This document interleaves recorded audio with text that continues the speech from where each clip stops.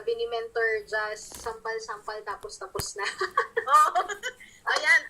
Ayan. Kasi commercial daw break. Ayan. Commercial Oo break. nga, commercial break. I'm so sorry mga mentors ha. Saan po ba ako nag-stop? Sa ano, Mens? Sa may, yung pag-uumpisa, gano'n. Ayun Okay. yung sa dalawang mentor na yes mentor ay. Okay. Thank you po. Ayan, ito yung sinasabi ko, bigla akong nawawala eh. Ayan. Pasensya na po.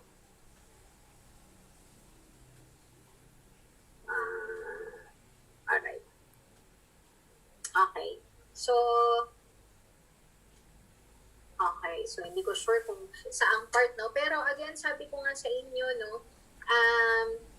Nung nagsisimula po ang team I Am The One. Yan. Okay. So yung nagsisimula ang team I Am The One, tatlo lang talaga kami. Tatlo lang kami na, alam mo yun, nangangarap na soon magkakaroon tayo ng malaking team. Diba, no? Soon magkakaroon tayo ng team sa Luzon, Visayas, Mindanao.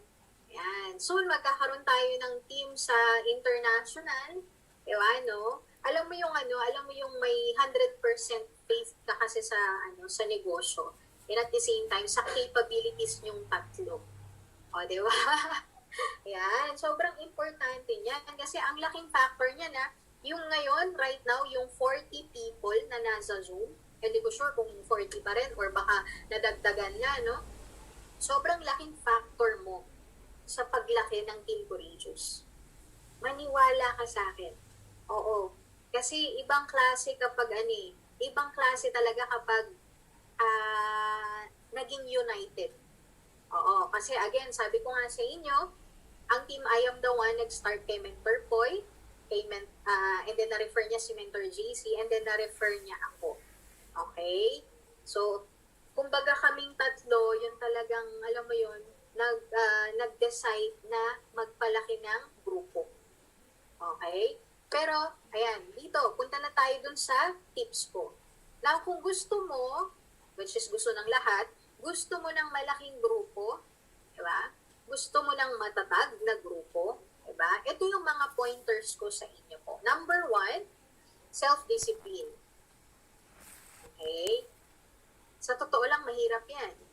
Yan po ang pinakamahirap. No? Lalo na kung sisimulan mo siyang gawin. O kaya lalo na kung wala ka pa niyan. Diba, no? Yan yung sinasabi ko po sa inyo na bigyan mo ng chance yung sarili mo na maging disiplinado talaga dito. Okay? Bakit siya mahirap? Kasi ang kalaban mo ay mismong sarili mo. Okay? Kailangan, kung gusto mo ng malaking grupo, no? Kung gusto mo ng madaming downlines, okay? Kailangan disiplinado ka. Okay? In terms of prospecting, in terms of legit na hataw. Okay? Mentors, sa panahon ngayon na sobrang binibigay na lahat ni I Am Worldwide, kailangan wala ka ng time para lukuhin yung sarili mo na kunyari humahataw ka pero hindi naman. Okay? Sorry mas gusto ko po yung real talk tayo. Okay, real talk po tayo kasi I believe isa sa mga pinakamatindi at malakas ang Team Courageous. Diba, no? Pero yun nga, kailangan reminded tayo from time to time about our self-discipline. Okay? Kasi alam mo, hindi lang naman sa yan kapag meron kang kaharap na top mentor o kaya kaharap mo yung ibang mentors, di ba po? Mas matetest yan kapag wala nang nakatingin sa iyo. Okay? Ano nang ginagawa mo? Baka sinasabi mo lang sa downlines mo na ganito, mag-prospecting tayo and all, di ba, no? Pero ang question, nagpo-prospecting ka rin ba? Okay? Meron meron kaming mga protocols and goals din, no, sa personally sa core ko, no, na tipong kailangan every now and then ang top mentors, lalong-lalo na ang top mentors ng team Diba, no? Hindi rin mawawalan ng production, hindi mawawalan ng PR. Kasi bakit? It's a way na mapakita mo na talagang disiplinado ka sa negosyo mo. Bakit? Nagme-mentor ka na kung paano mag-prospecting tapos ikaw wala ka na po prospect. Nagme-mentor ka how to invite tapos ikaw wala ka na i-invite. Tama po ba? Ayan. Para naman sa mga bago, yan, perfect to sa inyo na habang nagsisimula pa lang talaga, no, you always practice self-discipline na. Paano? Kinig ka lang. Kinig ka lang sa mga mentors. Kung ano yung sasabihin sa'yo, yun lang din yung gagawin mo. Okay? Hindi mo kailangan gumawa ng ibang proseso o sistema dito. Okay? Wala po tayong kumbaga, ang swerte nga ng mga ngayon ang swerte po ng mga distributors right now. Kasi lahat ng proseso, ng system, fixed na. Tinuturo na ng lahat. Nung time namin na nagsisimula po kami, sobrang struggle is real, no? Kasi testing the waters kami. Diba? Wala pong mga mentors pa na resultado, walang mga ITC sa kung saan-saan, even produkto, wala. Diba? No? Features lang yung napapakita namin. Pero right now, no, to show your discipline sa negosyo mo, makinig at sumunod ka lang sa mentor mo. Kasi alam niya lahat kung ano yung kailangan mong gawin sa negosyo. Okay? And then, congratulations po, no, sa mga nasa Zoom right now. Kasi alam niyo po ba, ang pag-attend ng mentorings and trainings is one way of showing your discipline sa negosyo mo. Okay? Kasi, again, wala pong yumaman, wala rin pong naging successful dito sa I Am Worldwide nang hindi masipag sa mentoring. O, alam nyo na ha? Okay? Alam nyo na guys ha? Kailangan pala masipag kang umattend ng mentorings and trainings. Diba, no? Magugulat ka na lang kasi magiging hybrid ka ng lahat ng learnings ng mga mentors na nag-i-invite ng mentors mo. Okay? Next item po. Ayan. Next item is openness to imperfections. Guys, okay? I just want to inform everyone na I Am Worldwide is very, very ideal. Okay? Ideal business. Diba? Totoo, diba? Sobrang napakagandang negosyo ni I Am Worldwide. But, okay, may but yan kailangan po aware din po tayo na nothing is perfect. No one is perfect. Okay? Even yung proseso sa office, okay? Posible walang yan hindi ko po sure, no, kung nasaan kayo, no? Pero, ang tawag dito, alam nyo naman, no, yung hindi ko sure kung may mga nag-claim ng mga products dito or what, pero I believe mga nasa ball po ba lahat nandito? Hindi ko pala natanong, no? Sige, mamaya na lang. Yan. Pero meron kasi merong mga paiba-ibang proseso, diba? Mga paiba-ibang memo ang I Am Worldwide Office. Okay? Na maaring feeling mo, no? Sa tingin mo, parang medyo hindi okay sa'yo. Okay? Halimbawa, ito sample po, no? Yung nagkakaroon, dapat supposedly payout natin. Tama ba? Kasi every Friday. Kaso, nagkaroon ng holiday na move ang payout ng Monday. Okay? Kung ikaw yung tipo ng tao na hindi ka open sa imperfections ng kumpanya, okay? For sure, mababad trip ka. For sure, ikaw yung magrarant. For sure, sobrang reklamo mo na. Okay? Diba, no? Pero dapat kasi, it's the other way around. You need to be open sa mga imperfections. Okay? Kasi again, meron talagang mga ganyan from time to time. Even yung claiming ng mga products, kami nga po, no? Sobrang ginagabi kami talaga sa pag-claim ng products. Pero since we are aware na yun yung process, and walang perfect talaga. Okay? So, okay lang sa amin. Ang ginagawa namin, nagre-ready kami. Na naka-mindset kami na kapag claiming day, okay, expect mo na yan buong araw nasa office ka. Okay? So, ganun siya. It's a matter of mindsetting din talaga. Okay? And then makikita mo yan eh. Makikita mo kasi yung mga mareklamo, yan yung mga kung ano-ano yung sinasabi against the company, diba? No, hindi po natin maiwasan yan. Again, sabi ko nga sa inyo, give yourself a chance. Diba? And then, it also applies to your mentors and downlines. Ayan. Wala ring perfect na mentor, wala ring perfect na downlines. Okay? So, imagine nyo na lang yung samahan nyo na sobrang may konting tampuhan, pero pinag-usapan, and then okay na agad. Kasi both open eh. Diba? Both open yung magkabilang parties. So, ibig sabihin, wala ng chance na lumaki kung ano man yung mga issues na pwedeng lumaki pa. Okay? Kasi you are both open na si mentor hindi perfect. Pwedeng nagawa niya lang yan for a reason. Okay? And at the same time, si downline ko, hindi naman din talaga perfect yan. Baka nga nag-aaral pa lang. So, alam mo yon, accept ko na lang din muna. Okay? Nakuha po ba? Are you learning, guys? Yan based from personal experiences. Alright? Okay, so dapat sobrang open ka to imperfections. Okay? Huwag tayong basta-basta, alam mo yun, mag-question or mag-rant. Rather, hear. Yan. Hear or listen kung ano yung mga reasons behind the scenes. Next is, ito. Lead the way you wanted to be led. Okay, anong ibig sabihin po niyan? Halimbawa, ikaw, no? Ikaw, newbie ka, tapos syempre, no, ine-expect mo yung mentor mo. Ayan yung mentor mo, sobrang i-guide ka dito, di ba? Sobrang i-mold ka dito, and all. Ayan. So, ikaw, no, nakikita mo sa mentor mo, kung paano kanya minomold, kung paano kanya inaalagaan, kung paano kanya sinusuportahan. Okay? Now, ang goal mo is to pay it forward.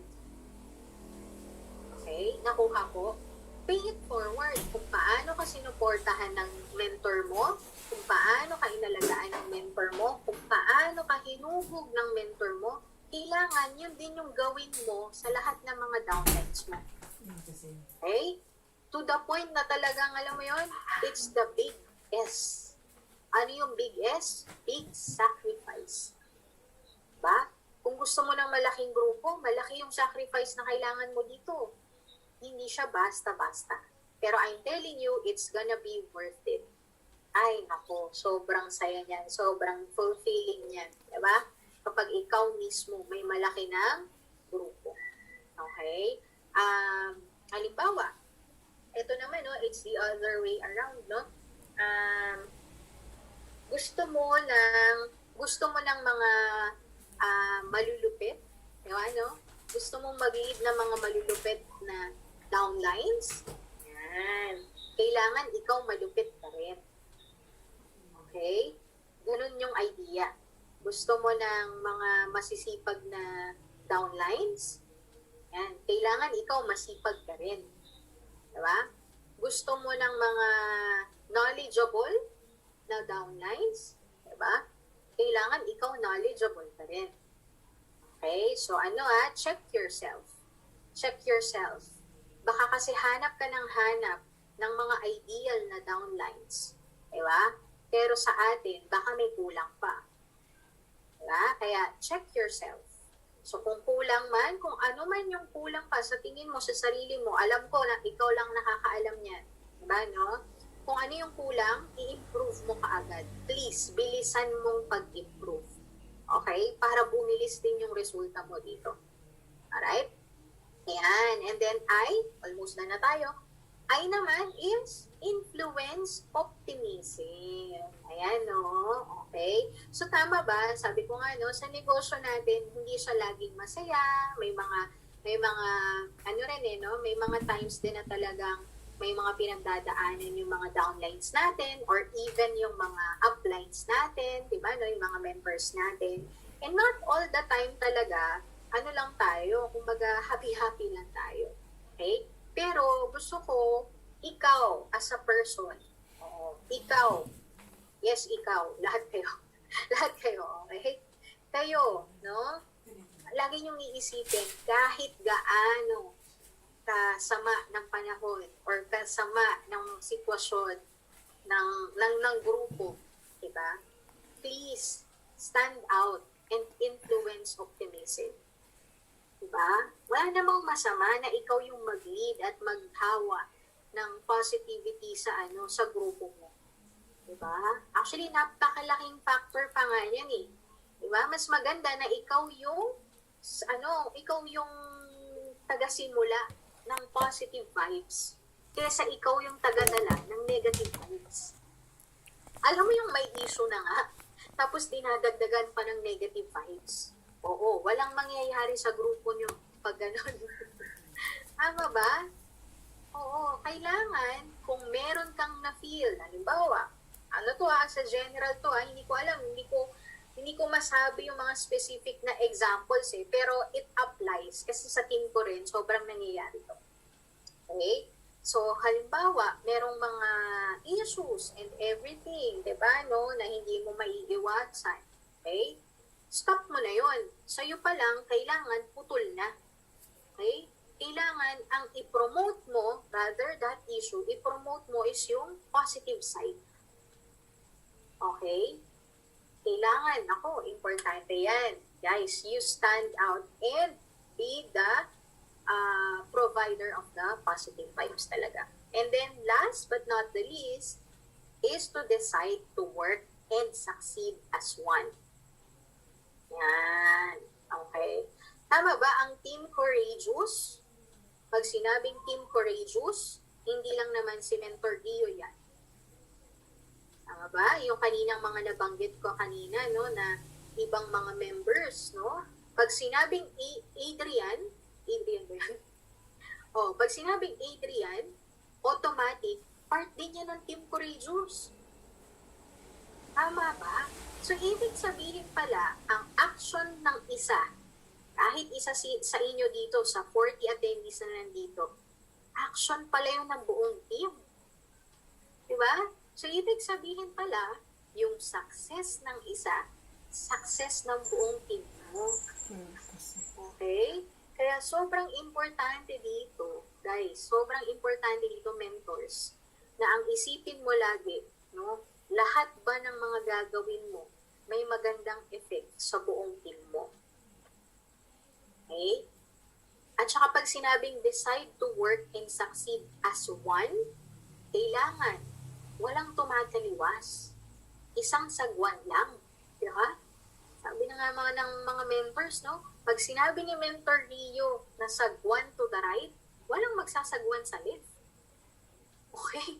Napakasimple ng instructions Tama ba? Sagwan sa right lahat. Sa right lang.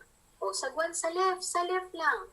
I hope nakukuha niyo yung yung idea ko po, no? Diba? Ang punto lang dito, huwag kang humiwalay, huwag kang tumiwalag. Okay?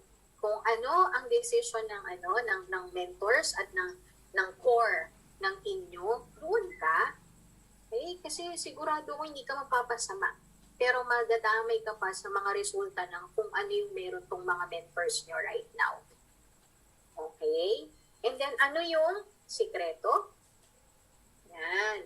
Ano yung secret sa pag-build ng foundation ng team? Kailangan dito, ang bawat isa sa Team Courageous, solid. Okay?